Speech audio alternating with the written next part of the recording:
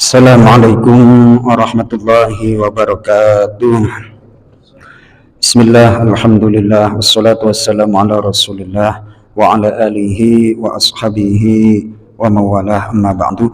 Jamaah salat maghrib Masjid Nurul Ikhlas rahmakumullah, melanjutkan tema kultum kita dari kisah Isra Mi'raj baginda Nabi Muhammad sallallahu alaihi wasallam, yang mana saya mengutip dari tafsir Ibnu Katsir. Kemudian Imam Ibnu Katsir menampilkan hadis riwayat Imam Bukhari tentang kisah Isra Mi'raj Nabi Muhammad sallallahu alaihi wasallam.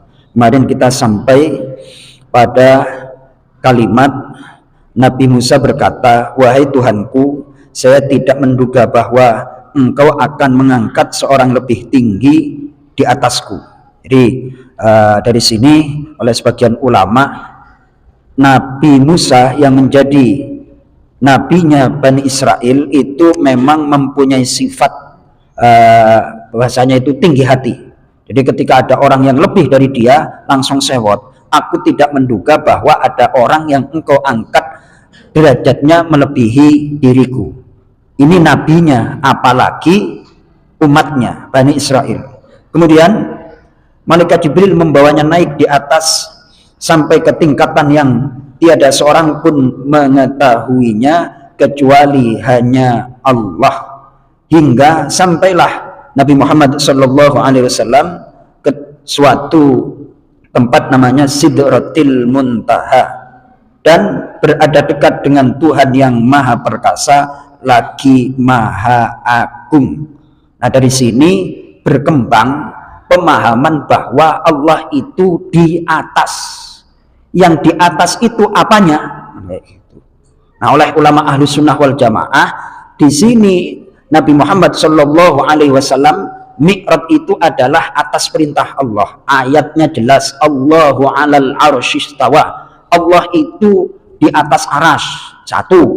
Kemudian orang kalau meyakini bahwa Allah di atas, berarti Allah punya arah. Padahal arah itu adalah makhluk. Kemudian kalau orang meyakini itu, dihadapkan dengan ayat wa huwa ma'akum aynama kuntum. Allah bersama kalian dimanapun kalian berada. Lalu bagaimana? Maksud di atas itu adalah oleh para ulama dijelaskan tentang ketinggian derajat Nabi Muhammad sallallahu alaihi wasallam. Allah itu ada, nggak punya tempat, karena tempat itu adalah dibutuhkan oleh makhluk. Sementara Allah bukan makhluk, yang butuh tempat itu adalah makhluk. Nah, baik, saya akan lanjutkan. Hingga sampailah Nabi Muhammad sallallahu alaihi wasallam di Sidratil Muntaha dan berada dekat dengan Tuhan yang Maha Perkasa lagi Maha Agung. Maka ia makin bertambah dekat, sehingga jadilah ia Nabi Muhammad sallallahu alaihi wasallam dekat dengannya sejarak 2 ujung busur panah atau lebih dekat lagi. Nah, ini di surah An-Najm.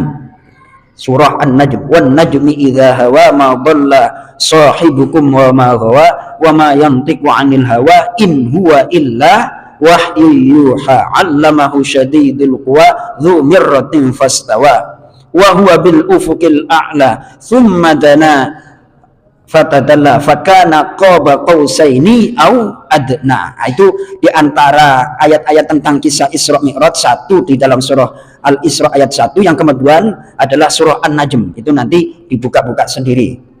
Baik, maka Allah memberikan wahyu kepadanya, antara lain adalah aku wajibkan 50 kali sholat setiap siang dan malam hari atas umatmu. Berapa Pak Qasim? 50 kali. 5 kali aja kita nawar kadang-kadang, 5 kali aja banyak kodoknya, apalagi 50 kali. Selanjutnya, kemudian Jibril membawanya turun sampai ke tempat Nabi Musa berada. Lalu Nabi Musa menahannya dan berkata, yang namanya senior itu sama junior kan enak aja. Dari mana? Gimana? Dapat apaan? Kayak gitu, ya kan? Ini Nabi Musa kan senior, kemudian yang junior ya, gini bang, kan kayak gitu. Hai Muhammad, apa yang engkau telah diperintahkan oleh Tuhanmu untukmu? Nabi Shallallahu Alaihi Wasallam menjawab sebagai junior nih, Tuhanku telah memerintahkan kepadaku sholat 50 kali setiap siang dan malam hari. Kemudian Nabi Musa berkata, sesungguhnya umatku tidak akan mampu mengerjakannya. Sekarang kembalilah kamu kepada Tuhanmu dan mintalah keringanan darinya buatmu dan buat umatmu. Nabi Shallallahu Alaihi Wasallam menoleh ke Jibril seakan-akan beliau minta saran darinya mengenai hal tersebut, dan Jibril menjawab, baiklah jika kamu menghendakinya. Itu apa namanya? Ya ada keuntungannya, gara-gara kalau bahasa sekarang itu bahasanya apa itu? Kalau dibully kan nggak pantas Pak. Ini dia nasihati tapi nggak bakalan kuat. Sono balik lagi kan, itu balik lagi. Gara-gara Nabi Musa alaihi salam. Kemudian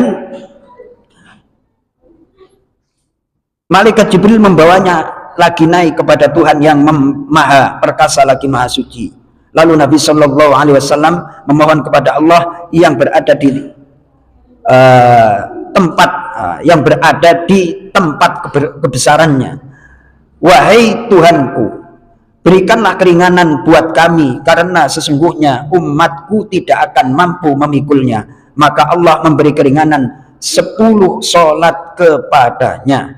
Nabi Shallallahu Alaihi Wasallam kembali kepada Nabi Musa, dan Nabi Musa menahannya. Maka Musa terus menerus membolak-balikan dari dia ke Tuhannya hingga jadilah sholat 5 waktu.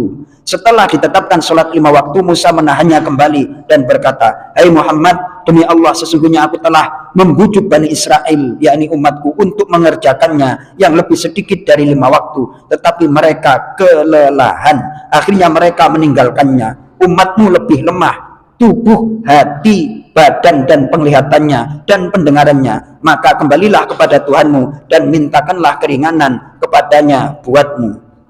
Setiap kali mendapat saran dari Nabi Musa, Nabi Shallallahu Alaihi Wasallam selalu menoleh kepada Jibril untuk meminta pendapatnya, dan malaikat Jibril dengan senang hati menerimanya. Akhirnya pada kali yang kelima, Jibril membawanya naik dan berkata, wahai Tuhanku, sesungguhnya umatku adalah orang-orang yang lemah tubuh, hati, pendengaran, dan penglihatan, serta jasad mereka, maka berilah keringanan lagi buat kami.